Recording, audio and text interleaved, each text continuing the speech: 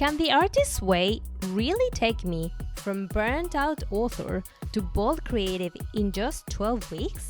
Join me week by week as I navigate my way out of the creative void. So as you know, we're doing the artist's way. This is week 2, and in week 2, we are recovering our sense of identity. If you want to do the artist's way with me, you can get the book in the link in the description below. This is an affiliate link, which means I get a small commission, but it doesn't cost you anything extra. This week was very juicy. I have to say that Julia in this chapter, she actually threw a lot of truth bombs that we need to be aware of. Okay, so in the first part talks about how sometimes our brain is actually going to have a certain resistance to us starting to trust ourselves in our creative abilities, and that your brain is going to start kind of throwing you those like thoughts that are going to tell you you're not good enough, you're not really creative, and things like that. And she calls it going sane, right? So instead of going insane, I love it. So these attacks they can come from within yourself, but they can also come from external sources. Max, why are you interrupting? They can come from external sources. And if it comes from your own brain, basically what she says, the best antidote for it is affirmations. Sometimes our brains are used to have their own like neural pathways, right? So they are used to do some things because our brain is trying to conserve energy.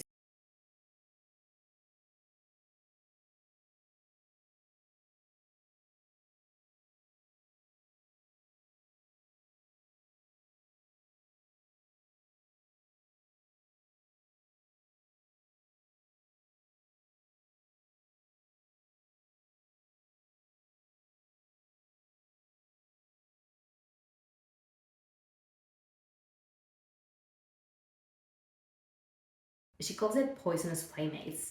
Sometimes we're going to have friends or family that are well-meaning that are going to interfere with our journey.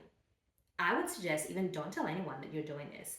I'll tell a few friends that we don't see each other every day, so there's no they can interfere, and they're going through similar things that I am. But mostly you will be able to detect them when they give you comments that, oh, that's useless, or oh, you can't do this, why are you doing these TikToks if you only have 300 followers, those sorts of comments. And what Julia says here is that sometimes these friends, they are also blocked in their own creativity, and they will feel that change in you, but they will like try to block you because, again, our brain doesn't like change. It says here, do not expect your blocked friends to applaud your recovery. That's like expecting your best friends from the bar to celebrate your sobriety.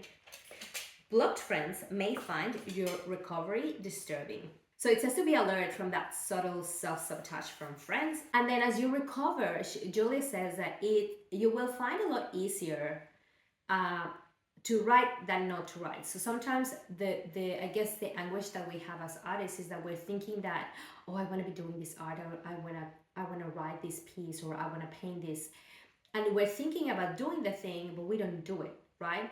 So as we go through the program, we'll find easier to paint than not to paint, to draw than not to draw. Like, it's just gonna come a little bit more natural to us to just like do it. This chapter also talks a lot about crazymakers.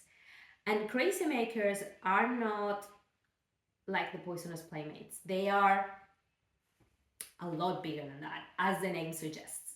Crazymakers are often charismatic, frequently charming, highly inventive, and powerfully persuasive.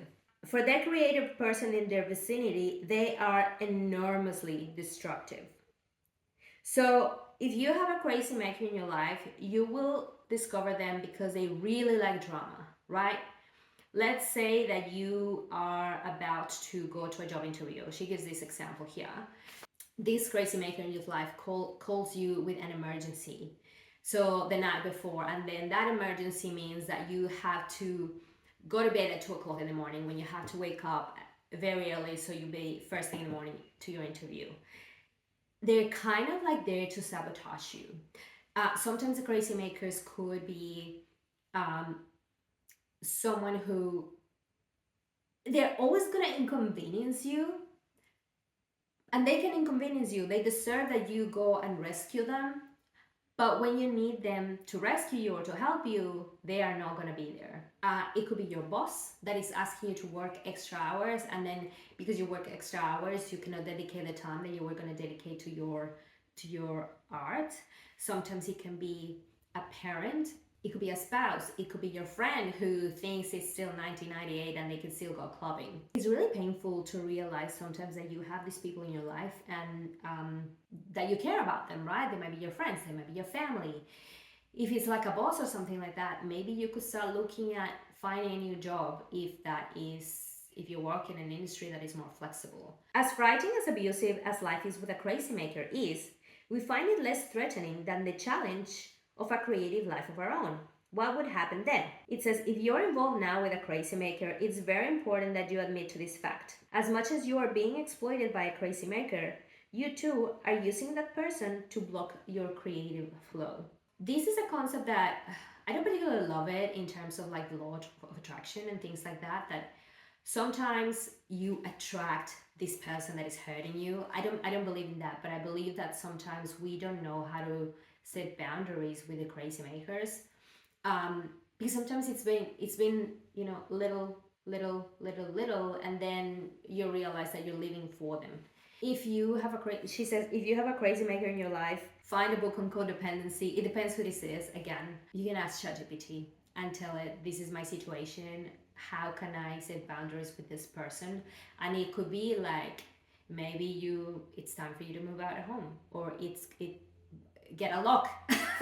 Maybe like if you're still with your parents, maybe it could be time for you to start waking up early, or find a class so you can actually go and set that distance apart, and don't tell this person. You don't have to tell them where you're going.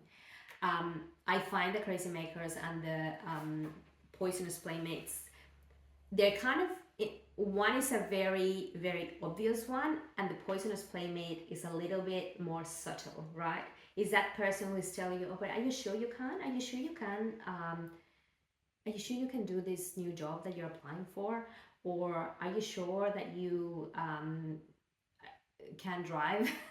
I don't know, it could be something like that. And as long as you are aware that they exist and that you know that this is exactly what they're trying to do, just do not bite.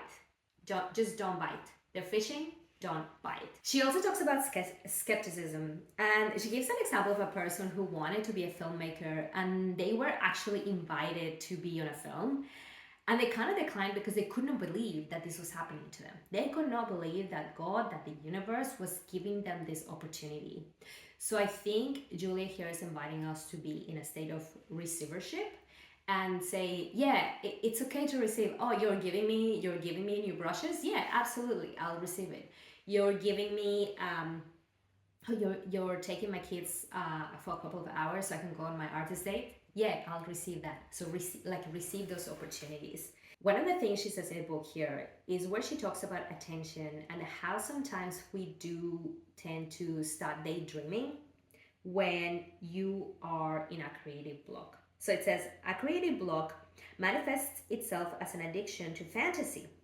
Rather than working or living in the now, we spin our wheels and indulge our daydreams.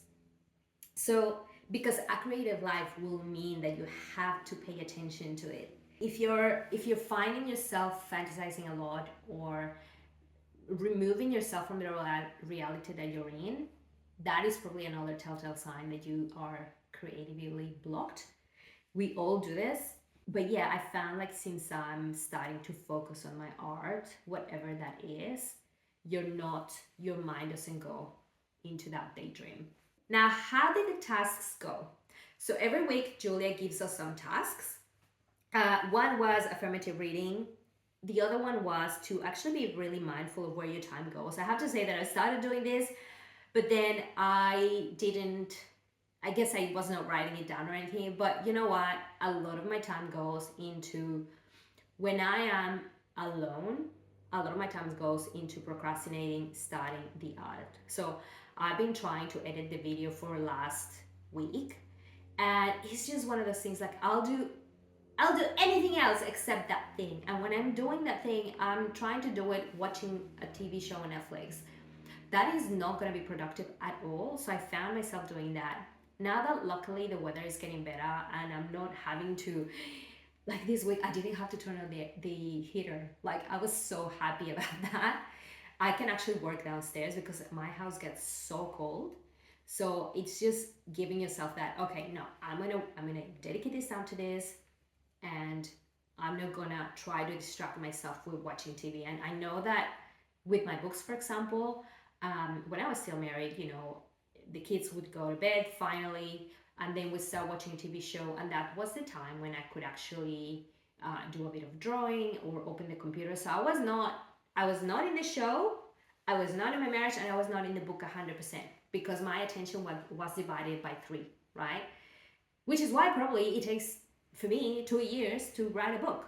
Like maybe if I put the full attention into it, it would be a lot quicker and a lot more enjoyable, and it doesn't feel like such a burden because I'm not trying to do it whilst I'm doing something else. She also says to list 20 things that you enjoy doing, and that you actually take note on when did you last do those things. And it says that list is an excellent resource for artist dates so that you actually go doing it. And I think I have to say, I really struggled to come up with 20 things. And a lot of the things, because I just came back from holidays, I did a lot of that. So I said swimming, going to a party. I went to my grandma's 90th birthday, drinking. I had drinks with my friends. Probably the only two that I haven't done is like yoga and dancing, but not dancing like at a party, but dancing like learning a choreography. And then I added a couple of things that I haven't done for a while, which is archery, reading, making jewelry. What does this say? Oh my god. Doing my nails.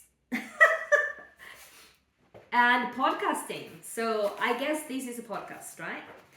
I found like I literally had to Google what do people do for hobbies, because my only hobbies are talking in front of a camera now, or writing books or doing that. So yeah, there are a lot of interesting hobbies out there. So now for the check-in. Did I do my artist date this week? I did. Why don't I instead show you how it went? Okay, so during that time, I actually took so many videos because it was an amazing experience. I found that I was more astonished at the actual trees that had purple light. Like seeing purple trees made me feel like I was in Alice in Wonderland. And a lot of those exhibitions were fantastic. They were paired with music, so a lot of the lights would go and move and change with the music. And I thought that was really good. But no art could be better than the actual trees and how beautiful they looked illuminated. Like if you live in a city where art is probably not part of life, or where there's not that many museums or something like that, maybe go to the botanic gardens in your locality, or try to go to the find trees and I don't know, try to imagine what they would say. Nature is a great source of inspiration, I find, and I think that it was really beautiful to see the trees at night. It was a clear night, so you could see the bats. Something I really enjoyed about this exhibition is that they really made sure that they included Aboriginal artists and First Nations artists in the artworks and the installations. There was one that was absolutely amazing that had, like the fountains, and there was a projector going to the fountain, and you could see all the animals that are important to Aboriginal people, like the eel, the turtle, the platypus. It just made it really, really modern, but then using that ancient voice that has been here for over 65,000 years. Then on the way out, I looked to my right and I see the city, like the downtown of my city, and it just looks so beautiful. And even though I was there not feeling great, but I went out feeling just full of gratitude that I live in such an amazing city. I love Melbourne. Oh my god, this is the best city in the world, in spite of its terrible weather. Maybe because of its terrible weather and people have to make it more beautiful, right?